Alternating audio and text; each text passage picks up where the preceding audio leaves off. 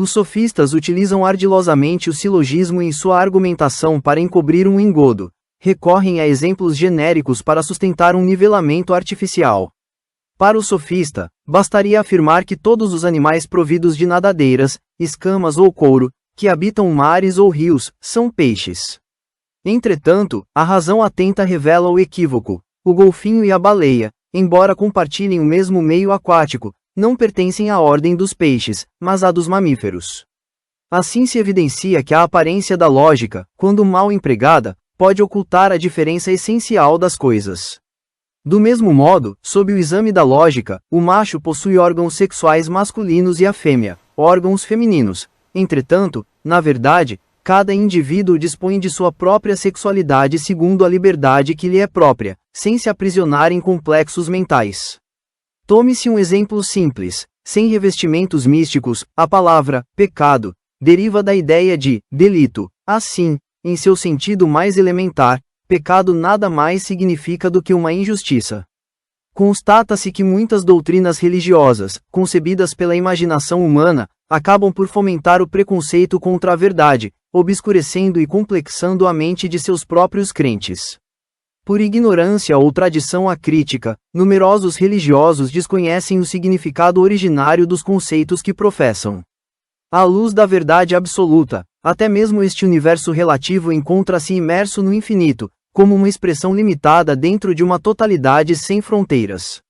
A perfeição, nesse sentido, não é algo a ser alcançado externamente, mas a própria verdade em sua essência pura, o princípio absoluto do ser, aquilo que, em linguagem espiritual, se nomeia como o Espírito Santo.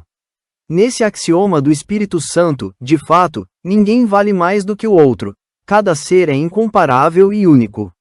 Não há como negar que a religião, em grande medida, apresenta-se como uma construção humana, uma ficção elaborada pela imaginação e pela tradição.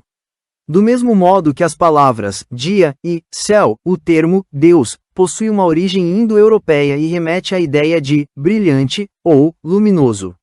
Em sua raiz etimológica, portanto, não designa propriamente um ser, mas antes uma condição, uma qualidade ou uma essência, um princípio de luminosidade do espírito.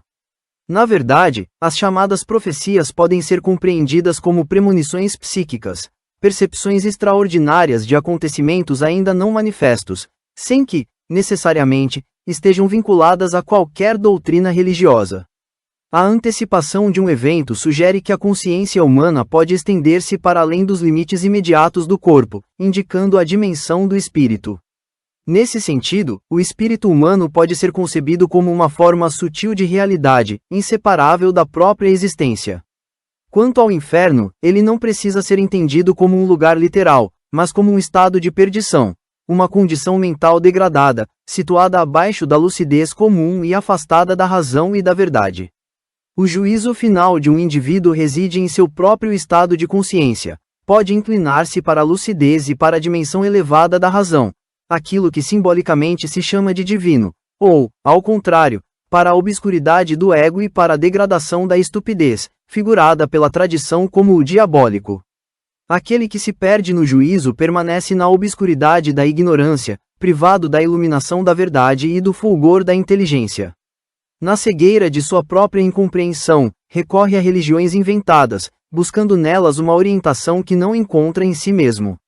Assim, tornam-se guias cegos conduzindo outros cegos, e, na ausência da lucidez do juízo, ambos acabam por precipitar-se no mesmo abismo. Assim, conforme se anuncia para o término desta era ariana, 2/3, simbolicamente expressos pelo número 0,666, permanecem na perdição da inconsciência, enquanto apenas 1/3 se eleva em consciência. O reino do divino, porém, não advém de forma exterior, manifesta-se no interior da própria consciência.